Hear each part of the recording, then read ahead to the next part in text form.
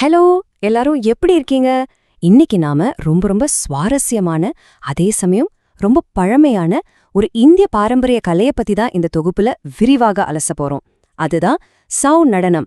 இந்தியாவின் கிழக்கு காடுகள்ல ஒரு சின்ன கிராமிய கலையா ஆரம்பிச்சு இன்னைக்கு உலக அரங்கில் பிரம்மாண்டமா இருக்கிற இந்த கலையோட பயணம் உண்மையிலேயே ரொம்ப ஆச்சரியமானது. சரி, எந்த தாமதமும் இல்லாம நேரடியா விஷயத்துக்குள்ள போயிடலாம். இந்த கலையோட பேர்காரணமே ஒரு பெரிய மர்மம்னு சொல்லலாம். சாவ் அப்படிங்கிற வார்த்தை எங்கிருந்து வந்துச்சு தெரியுமா? சாயா அப்படிங்கிற ஒரு சமஸ்கிருத வேர்ச்சொல்லில இருந்து தான் இது வந்திருக்கு.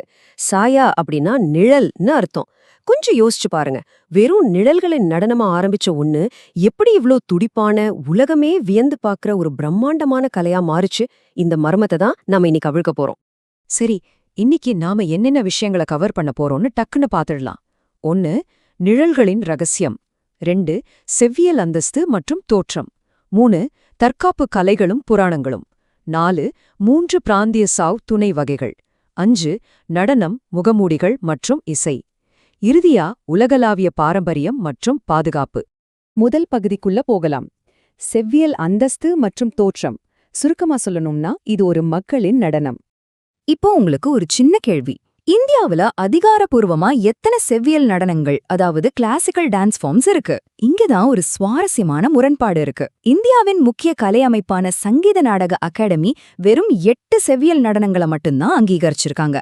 ஆனா இந்தியாஸோட கலாச்சார அமைச்சகம் 9 செவ்வியல் நடனங்களை அங்கீகரிக்கிறாங்க. அந்த 9வது நடனம் வேற எதுவும் இல்ல, நம்ம சாவ் நடனம் தான். இதோட பழமை, அதோட நுட்பமான இலக்கணம், இது எல்லாத்தையும் பார்த்துதான் கலாச்சார அமைச்சகம் இதுக்கு இந்த உயரிய கிளாசிக்கல் அந்தஸ்தை கொடுத்திருக்காங்க. இதோட வரலாற்று கொஞ்சம் திரும்பி பார்த்தோம்னா நிஜமாவே ஆச்சரியமா இருக்கும். இது நேத்தோ முந்தானேத்தோ உருவான கலை கிடையாது. இதோட தோற்றம் சுமார் கிமு 500ஆம் ஆண்டுக்கு முந்தையதுன்னு பல ஆய்வுகள் சொல்லுது.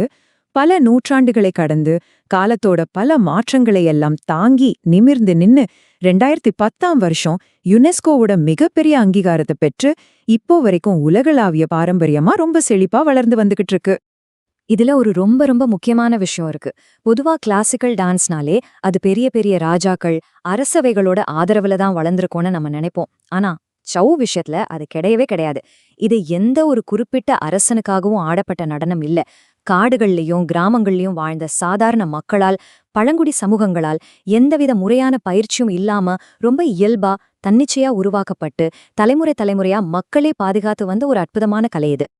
அடுத்து பகுதி 2, தற்காப்பு கலைகளும் புராணங்களும். இதோட அசைவுகள் மற்றும் கருப்பொருள்கள். இந்த நடன கலைஞர்களை பார்க்கும்போது உங்களுக்கு என்ன தோணுது? அவங்க கையில இருக்கிற வாள், கேடயம், அவங்களோட அந்த கம்பீரமான போஸ் ஒரு போர் நடனம் மாதிரி இருக்குல்ல? ஆமாம், சரியா சொன்னீங்க. இது கிட்டத்தட்ட ஒரு போலி போர் நுட்பம்தான். போர் வீரர்களோட அந்த வீரம் செறிந்த அசைவுகள் தான் இந்த சாவ் நடனத்தோட உயிர்நாடியே. இந்த இடத்துல நீங்க பரி கண்டா அப்படிங்கிற ஒரு முக்கியமான வார்த்தைய கட்டாயம் ஞாபகம் வச்சுக்கணும். ஏன்னா இதுதான் சௌ நடனத்தோட ஆணிவேர். வாள் மற்றும் கேடயங்களை வச்சு பயிற்சி செய்யப்படுற இந்த பாரம்பரிய தற்காப்பு கலையோட அசைவுகளை தான் அப்படியே சௌ நடனத்தோட அடிப்படை அடவுகளா மாத்திருக்காங்க. ஒரு சாதாரண போர் பயிற்சி எப்படி இவ்ளோ கலைநயமிக்க ஒரு நடனமா மாறுச்சுங்கிறதுக்கு இது ஒரு மிகச்சிறந்த உதாரணம். சரி, வெறும் சண்டை மட்டும்தானா, கதை எதுவும் கிடையாதான்னு கேட்டிங்கன்னா அங்கதான் ஒரு ட்விஸ்ட். வீரம் செறிந்த அசைவுகள் ஒரு பக்கம் இருந்தாலும் ராமாயணம், மகாபாரதம் மாதிரியான பிரம்மாண்டமான ஹிந்து புராண கதைகளை தான் இவங்க பெரும்பாலும் மேடையில நிகழ்த்தி காட்டுவாங்க. அது மட்டும் இல்லாம இயற்கையோடு இணைந்த விஷயங்களும் இதுல இருக்கு. பாம்பின் அசைவுகளை குறிக்கிற சர்ப்ப நிருத்யா, மயிலோட அழகிய நடனத்தை குறிக்கிற மயூரா நிருத்யான இதோட கருப்பொருள்கள் ரொம்பவே தனித்துவமானது. பகுதி 3 பிராந்திய சாவ் துணை வகைகள், ஒரு புவியியல் பகுப்பாய்வு. இந்த சௌ நடனத்தை அது ஆடப்படுற இடத்த வச்சு முக்கியமா 3 வகையா பிரிக்கலாம். ஜார்க்கண்ட் மாநிலத்துல சரைகேலா சௌ, ஒடிசால மயூர்பஞ்ச் சௌ, அப்புறம் மேற்கு வங்காளத்துல புருலியா சௌ. இங்க நீங்க ஒரு விஷயத்த கவனிக்கணும். நிலப்பரப்ப பொறுத்து இந்த முகமூடிகள் எப்படி மாறுபடுதுன்னு பாருங்க. சரைகேலா மற்றும் புருலியா பாணிகள்ல முகமூடி கட்டாயம் போட்டாகணும். புருலியா மற்றும் சரைகேலா பாணிகள்ல பயன்படுத்தப்படுற இந்த முகமூடிகள் உண்மையில ரொம்ப பிரம்மாண்டமா, வண்ணமயமா இருக்கும். அந்த குறிப்பிட்ட கதாபாத்திரத்தோட உணர்ச்சிய ரொம்ப துல்லியமா வெளிப்படுத்துற மாதிரி இது வடிவமைச்சிருப்பாங்க. இவ்வளவு கனமான முகமூடிகளை அணிந்துகிட்டு அதுக்கேத்த பாரம்பரிய உடைகளோட இந்த அளவுக்கு அதிவேகமான தற்காப்பு கலை அசைவுகளை செய்யறதுங்கிறது சான்ஸே இல்ல. அது சாதாரண விஷயமே கிடையாது. இதுக்கு அபாரமான உடல் வலிமையும் கடுமையான பயிற்சியும் தேவை. ஆனா ஒடிசாவோட மயூர்பஞ்ச் சாவ் பாணியில ஒரு பெரிய வித்தியாசம் இருக்கு. என்னன்னா இவங்க முகமூடியே போட மாட்டாங்க. முகமூடி இல்லாததால அந்த தற்காப்பு கலையோட அசைவுகளும் சரி, கலைஞர்களோட முகபாவனைகளும் சரி அப்படியே நேரடியா பார்வையாளர்களை போய் சேருது. இந்த ஒரு சின்ன விஷயம்தான் மயூர்பஞ்ச் பாணிய மத்த ரெண்டுல இருந்தும் ரொம்பவே தனித்து காட்டுது. அடுத்ததா பகுதி 4 நடனம், முகமூடிகள் மற்றும் இசை, நடனத்தின் சடங்கு. இப்போ இது எப்படி நடக்குதுன்னு கொஞ்சம் விரிவா பார்க்கலாம். இந்த நடனத்தை சும்மா ஏதோ ஒரு நாள்ல ஆட மாட்டாங்க. வசந்த கால திருவிழாவுக்காக அந்த ஒட்டுமொத்த கிராமமுமே ரொம்ப ஆர்வமா காத்துக்கிட்டு இருப்பாங்க. சுமார் 13 நாட்கள் இந்த திருவிழா ரொம்ப கோலாகலமா நடக்கும்.